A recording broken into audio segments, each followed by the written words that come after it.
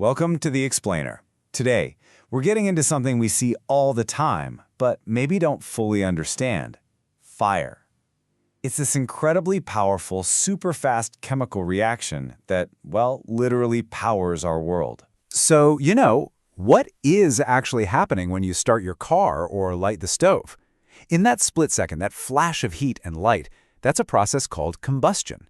And today, we're going to break it down, get right under the hood and behind the flame to see what makes it all tick. Okay, so the best way to think about the energy in a fuel is like a tightly coiled spring, right? It's just loaded with potential, waiting for something to set it off. Well, combustion is that trigger. It's this super fast chemical reaction that just snaps the bonds holding the fuel together and bam, all that stored energy gets released in this huge burst of heat and light. So, what do you actually need to make a fire? What's the secret recipe? Turns out, it's not as complicated as you might think. Really, at its core, every fire is just a partnership between two key players. First up, you've got your fuel. This can be anything, right? Gasoline in your car, wood for a campfire, natural gas. That's where all the potential energy is stored. But here's the thing. That energy is totally locked up until it meets its partner, an oxidizer. And for pretty much every fire we deal with day to day, that partner is oxygen, which is super convenient because it's just hanging out in the air all around us. But here's where it gets really interesting. The air we're using to make this fire, it's not mostly oxygen, not even close. Oxygen is only about 21% of the air we breathe. The vast majority, nearly 4/5, is something else. So what in the world is all that other gas doing while the fire is raging? Well, that other gas is nitrogen, and honestly, it's the unsung hero of combustion. See, nitrogen is inert, which means it doesn't burn at all. Instead, it acts like a giant chemical sponge, just soaking up a ton of heat from the reaction and keeping the temperature under control. Seriously, without all that nitrogen, even a simple candle flame could get hot enough to melt steel. It's that important. Okay, so we have our ingredients, fuel and air. But just like baking a cake, getting the proportions right is everything.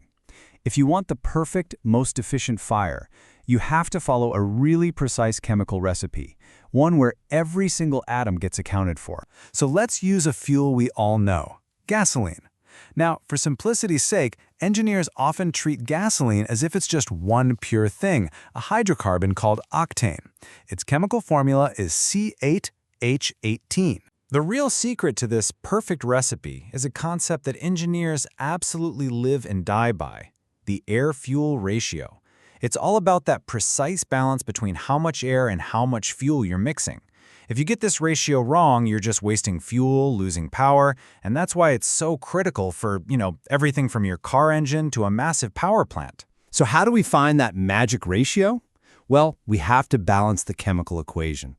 It's like accounting. Every single atom of carbon in our fuel has to end up as part of a carbon dioxide molecule, and every atom of hydrogen has to become part of a water molecule.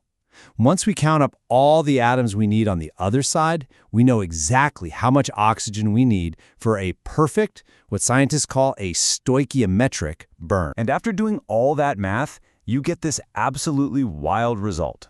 To burn just 1 kilogram of gasoline, you need a whopping 24.2 kilograms of air.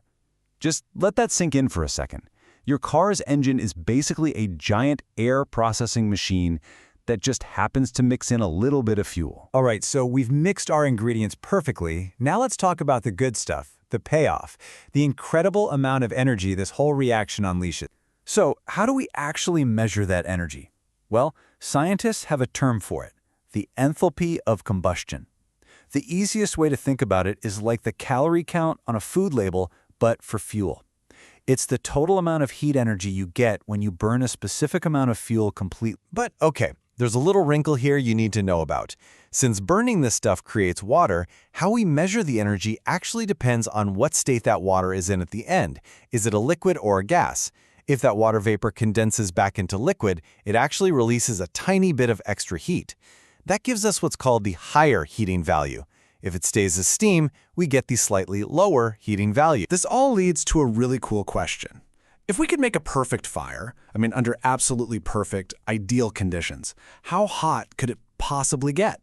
What's the ceiling? This theoretical maximum temperature has a name, the adiabatic flame temperature. Now, that word adiabatic is key. It just means a perfectly insulated system where absolutely zero heat can escape to the surroundings. Of course, this is purely theoretical. It's a perfect lab scenario, but it gives us a really important benchmark for the absolute hottest a fire can get. And this chart just shows you how critical that chemical recipe is. Look at this. The hottest flame, hitting almost 2400 Kelvin, happens only when you have exactly the perfect theoretical amount of air. If you have too little air, you get incomplete combustion and the temperature plummets.